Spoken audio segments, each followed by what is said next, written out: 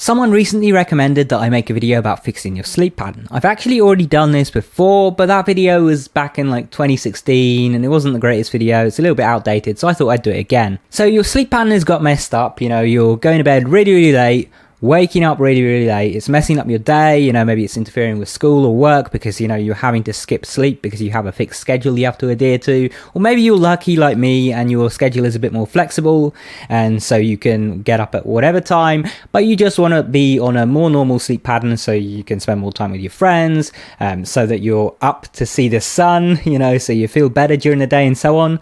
Well, there are a few things that you can do. So the first way that you can fix your sleep pattern is really simple if you can do it, and that is just tonight at say 8 or 9 p.m. go to bed, go to sleep and wake up early. Now I say if you can do it because this isn't for everyone. I certainly cannot just go to sleep when I like. I struggle with insomnia a lot and that's why my sleep pattern gets messed up in the first place. So if I just go to bed early one night when I'm normally going to bed at say 4 a.m. and I just go to bed at 8, I won't fall asleep, or if I do, it will be for like 10 minutes and then I'll be up the rest of the night. So it won't actually help to do that for me.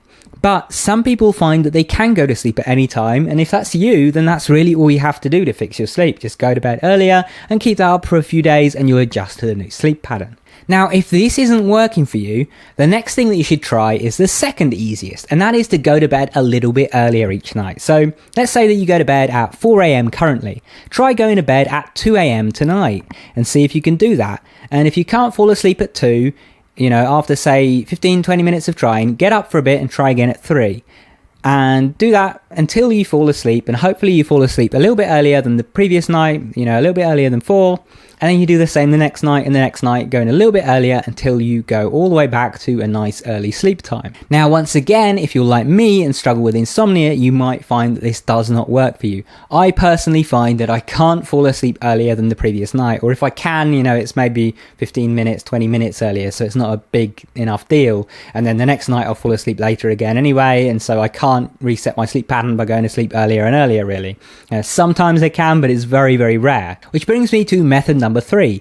Method number 3 is basically the opposite of the last method. You will go to sleep later and later each day until you reset around the clock. This is my preferred method of choice, although it's not the most ideal method for a few reasons. So basically what you do, let's say you go to bed at 4 a.m. now. You're going to stay up all the way as late as you possibly can tonight. You're going to try and stay up till like say 10 a.m. or midday if you can, and then you're going to go to sleep and try to sleep for 8 hours or more. Then when you wake up, let's say that you managed to stay till 11 a.m. You fell asleep, you got up at say 7 p.m. You stayed up the next day, you're going to stay up till say 1 p.m. or 2 p.m, maybe even 3 p.m. if you can manage it, and then go to sleep and so on. And you do this until you're going to sleep at a normal time. Of course, this does have its disadvantages, like I said. The first one is that, of course, this doesn't work very well if you've got school or work. If you've got school or work and, you're going to bed in the middle of the day, that's not really going to work out unless you can afford to, say, take a week off work. This does take several days to do, so you're going to need like a week off. If it is your holiday time, you've got a week off work, then this is a great time to do that. But if not, then you might have to try one of the other methods. You can, of course, try this at the weekend, but 2 days isn't always going to be enough to do this. What you really need to do, if you are going to do this over a 2-day period over the weekend, is you really need to force yourself to stay up a lot longer during those times. Normally when I do this, it takes me about 4 days to reset my sleep fully, because I go to bed, about 4 or 5 hours later each time, and then I end up going to bed at like 8 p.m. on the last day, and I'm sort of back at a normal sleep pattern. But if you've only got 2 days to do this in, you basically want to stay up as late as you possibly can that first day, so all the way up till like 1 or 2 p.m, and then the next day go to sleep at say 8 or 9 p.m, and that should hopefully be your sleep pattern fixed if it all worked out. But be careful with this, because if you mess this up and you do have to go to work the next day and your sleep pattern is even more messed up, then that could cause you problems. Which brings me to method 4. Method 4 is perhaps the least healthy of the methods, but is one of the ones that is kind of a last resort that can work really well.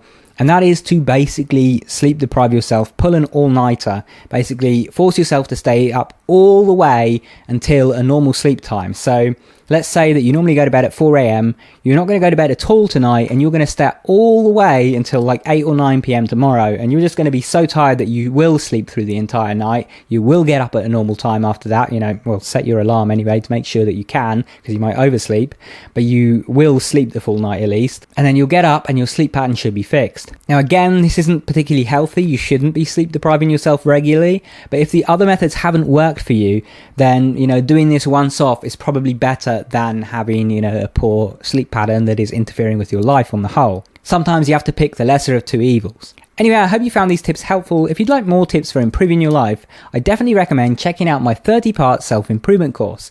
Now, I don't want to spoil it, so check out what's in the course by going up there and checking out the Gumroad page. Or you can check out the link to it down in the description below. It's called Hard is the New Easy. Anyway, thanks for watching. Make sure you're subscribed and more importantly, enable notifications so you stay up to date when my videos come out. If you want to keep watching, check out one of the 2 videos on screen. And before we go, a huge thank you to all of my Patreon supporters. If you'd like to be one, check out the Patreon link on screen.